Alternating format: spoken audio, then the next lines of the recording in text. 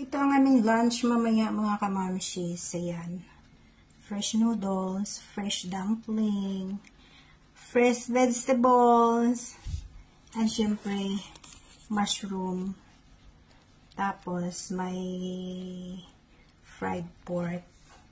So, pagdating nila mamaya, yan lang, sabaw na lang ang ilalagay natin. Na-ready na natin yan.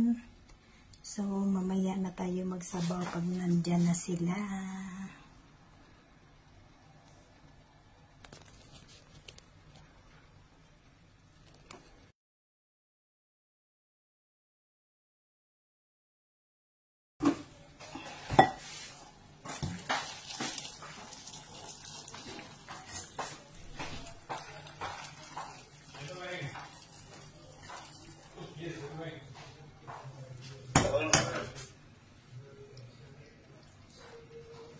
So, ayan ang ating sabaw. Kakain na tayo.